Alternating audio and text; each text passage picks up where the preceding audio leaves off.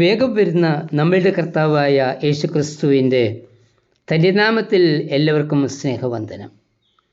ഇടയ ജീവിതത്തോട് വളരെയധികം ബന്ധപ്പെടുകയും അതിൽ കൂടി പലവിധമായ അനുഭവങ്ങളിൽ കൂടി കടന്നു പോവുകയും ചെയ്ത ഇടയനും രാജാവുമായിരുന്ന ദാവീദിൻ്റെ സങ്കീർത്തനമാണ് 23. ദാവീദ് രചിച്ച ഏറ്റവും ശ്രേഷ്ഠമായ സങ്കീർത്തനം. രാത്രിയും പകലും തൻ്റെ ആടുകളുടെ ആവശ്യങ്ങളെപ്പറ്റി മാത്രം ചിന്തിച്ച് നടന്നിരുന്ന ദാവീദ് ദൈവത്തെ തൻ്റെ ഇടയനും പരിപാലകനും രക്ഷകനും ആയി ഈ സങ്കീർത്തനത്തിൽ ചിത്രീകരിച്ചിരിക്കുന്നു. രണ്ടാം വാക്യം ഇപ്രകാരമാണ്: പച്ചയായ പുൽപ്പുറങ്ങളിൽ അവൻ എന്നെ കിടത്തുന്നു, സ്വസ്ഥതയുള്ള വെള്ളത്തിനരികത്തേക്ക് എന്നെ നടത്തുന്നു. പച്ചപ്പുല്ല് ധാരാളമുള്ള ഇടങ്ങളിലേക്ക് ഇടയൻ ആടുകളെ നയിക്കുകയും ഇളകി ഒഴുകുന്ന നദിയിൽ നിന്ന് ആട് വെള്ളം കുടിക്കാത്തതിനാൽ സ്വസ്ഥതയും ശാന്തതയുമുള്ള വെള്ളത്തിനരികത്തേക്ക് ആടുകളെ നടത്തുകയും ചെയ്യുന്നു. അതോടൊപ്പം അവിടെ തന്നെ വിശ്രമസ്ഥലം അവയ്ക്കായി ഒരുക്കുകയും ചെയ്യുന്നു. സ്വസ്ഥതയുള്ള വെള്ളം ശാന്തതയുടെ അനുഭവമാണ്. മനുഷ്യ ജീവിതത്തിലും സ്വസ്ഥത അഥവാ ശാന്തത ആവശ്യമാണ്. എപ്പോഴും അധ്വാനിച്ചു കൊണ്ടിരിക്കുന്നതും മനസ്സ് സദാ ചിന്തിച്ചു കൊണ്ടിരിക്കുന്നതും അപകടമാണ്. ഇന്നത്തെ യുവതലമുറയുടെ സ്വഭാവമാണ് വിശ്രമമില്ലാതെയുള്ള ജോലി. വിശ്രമത്തിനും സ്വസ്ഥതയ്ക്കുമുള്ള അവസരങ്ങൾ കുറയും തോറും ആരോഗ്യം നശിക്കുകയും ആയുർദൈർഘ്യം കുറയുകയും ചെയ്യുന്നു. മനസ്സിന് സ്വസ്ഥത ലഭിക്കാത്തതാണ് പല മാനസിക സംഘർഷങ്ങൾക്കും കാരണമാകുന്നത്. അതിനാൽ ശരീരത്തിനും മനസ്സിനും നമുക്ക് സ്വസ്ഥത വേണം. സ്വസ്ഥതയ്ക്കായി കർത്താവ് പല മാർഗങ്ങളും ഒരുക്കിയിട്ടുണ്ട്. ഒന്നാമതായി, ഒരു പകലിലെ പ്രവർത്തനത്തിന് ശേഷം രാത്രി സ്വസ്ഥതയ്ക്കായി നൽകിയിരിക്കുന്നു.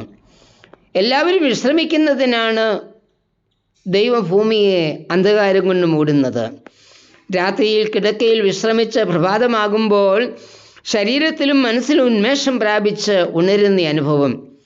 സങ്കീർത്തനം 104, 22, 23 ഇപ്രകാരമാണ്: സൂര്യൻ ഉദിക്കുമ്പോൾ മൃഗങ്ങൾ മടങ്ങുന്നു, മനുഷ്യൻ തൻ്റെ പണിക്ക് പുറപ്പെടുന്നു, സന്ധ്യ വരെയുള്ള തൻ്റെ വേലയ്ക്കായി തന്നെ.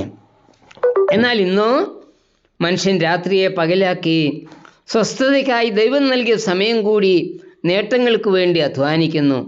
അതിൻ്റെ പരിണിത ഫലമാണ് ശരീരത്തിലും മനസ്സിലും ഉണ്ടാകുന്ന രോഗങ്ങൾ. ശരീരത്തിലെ വേദന മനസ്സിനെയും ആത്മാവിനെയും ക്ഷീണിപ്പിക്കുന്നു. തന്മൂലം മനുഷ്യൻ ആകുല ചിന്തകളിൽ വീഴുന്നു. ആകുല ചിന്തകൾ പാപവഴികളിലേക്ക് നയിക്കുന്നു. അതുകൊണ്ട് ആ സകല ചിന്താകുലവും എൻ്റെ മേൽ ഇട്ടുകൊള്ളുക എന്ന് യേശു പറഞ്ഞത്. ജീവിതത്തിലുണ്ടാകുന്ന കുറവുകളെ ദിനംതോറും ഏറ്റുപറഞ്ഞ് ആത്മശക്തി അനുഭവമാക്കണം. രാത്രി കർത്താവ് നമുക്ക് വിശ്രമത്തിനായി തന്നിരിക്കുമ്പോൾ പകലിലെ നന്മകൾക്ക് നന്ദി പറഞ്ഞുകൊണ്ട് കർത്താവിൻ്റെ കരങ്ങളിലേക്ക് ഏൽപ്പിച്ചു കൊടുക്കണം. അപ്പോൾ പുതിയ ബലത്തോടും ഉണർവോടും രാവിലെ ഉണരുവാനും പകലിലെ വേലകൾക്കായി പോകുവാനും നമുക്ക് കഴിയും. രണ്ടാമതായി, 6 ദിവസത്തെ അധ്വാനത്തിന് ശേഷം നൽകിയിരിക്കുന്ന 7-ാം ദിവസം സ്വസ്ഥമായിരിക്കുന്നതിനു വേണ്ടിയാണ്. ഇസ്രായേൽ ജനത്തിന് നൽകിയ കൽപ്പനയിൽ യഹോവയായ ദൈവം പറയുന്നത്: 6 ദിവസം അധ്വാനിച്ചതിൻ്റെ വേലയൊക്കെയും ചെയ്യുക. 7-ാം ദിവസം നിന്റെ ദൈവമായ യഹോവയുടെ ശബ്ദമാകുന്നു. അന്ന് നീ ഒരു വേലയും ചെയ്യരുത്. പുറപ്പാട് 20:8-10 വരെ. ആഴ്ചയിൽ ഒരു ദിവസം ദൈവത്തെ ആരാധിക്കുന്നതിനും വിശ്രമിക്കുന്നതിനും വേണ്ടി ദൈവം നമുക്ക് നൽകിയിരിക്കുന്നു. എന്നാൽ ഇന്നോ ദൈവത്തെ ആരാധിക്കുന്നതിന് ആലയത്തിൽ പോകാതെ വിശ്വാസി തിരക്കിനുള്ളിൽ പെട്ടിരിക്കുകയാണ്. പലരും വിരുന്നു പോകുന്നതിനും അതിഥികളെ സ്വീകരിക്കുന്നതിനും 7-ാമത്തെ ദിവസം മാറ്റിവെച്ചിരിക്കുകയാണ്. ആഴ്ചയിൽ ഒരു ദിവസം ആരാധനയിൽ പങ്കെടുക്കുന്നതിനും പ്രാർത്ഥനയിൽ കർത്താവിനോട് ചേർന്നിരിക്കുന്നതിനും നമുക്ക് സാധിക്കുന്നുണ്ടോ? ഈ ദിവസം നമുക്ക് ലഭിക്കുന്ന ആത്മശക്തിയും കൃപയുമാണ് അടുത്ത 6 ദിവസം അധ്വാനിക്കുന്നതിനുള്ള ശക്തിയും ആത്മീക കൃപയും നമുക്ക് നൽകുന്നത് എന്നത് മറക്കരുത്. മൂന്നാമതായി, നമുക്കുണ്ടാകുന്ന രോഗം സ്വസ്ഥതയ്ക്കായുള്ള ദൈവത്തിൻ്റെ ക്രമീകരണമാണ്. ശരീരത്തിന് വേദനയും ബലഹീനതയും ഉളവാകുന്നതാണ് രോഗം. എന്നാൽ ശരീരത്തിനുണ്ടാകുന്ന വേദന നമ്മളുടെ ആത്മാവിനും മനസ്സിനും സ്വസ്ഥത നൽകുന്നതിനു വേണ്ടിയാണ്. അതുകൊണ്ട് രോഗക്കിടക്കയെ നാം സന്തോഷത്തോടെ സ്വീകരിക്കണം. കർത്താവിൻ്റെ ശുശ്രൂഷ നിറവേറ്റുന്നതിനു വേണ്ടി വിശ്രമരഹിതരായി ഓടി നടന്ന പലരും തങ്ങൾക്കുണ്ടായ രോഗക്കിടക്ക കർത്താവ് വിശ്രമിക്കുന്നതിനു വേണ്ടി നിർബന്ധിച്ച് കിടത്തിയ സന്ദർഭങ്ങളായിരുന്നു എന്ന് സാക്ഷിക്കുന്നത് കേട്ടിട്ടുണ്ട്. എന്നാൽ നമ്മിൽ പലരും രോഗം വരുമ്പോൾ ദൈവത്തെ പഴിക്കുകയല്ലേ ചെയ്തിട്ടുള്ളത്. തനിക്ക് വേണ്ടി ഓടി നടക്കുന്ന തൻ്റെ മക്കൾക്ക് വിശ്രമം നൽകേണ്ടത് ആവശ്യമാണ് എന്ന് കർത്താവ് കാണുമ്പോൾ മാത്രമാണ് നമുക്ക് രോഗമുണ്ടാകുന്നത്. രോഗക്കിടക്ക സ്വസ്ഥതയും ആത്മീക ശക്തിയും അനുഭവിപ്പാൻ നമ്മെ പ്രാപ്തരാക്കുന്നു. ഒരിക്കലും പ്രാർത്ഥിച്ചിട്ടില്ലാത്തവർ പോലും രോഗം വരുമ്പോൾ എൻ്റെ ദൈവമേ എന്നെ സൗഖ്യമാക്കണേ എന്ന് പ്രാർത്ഥിക്കാറുണ്ട്.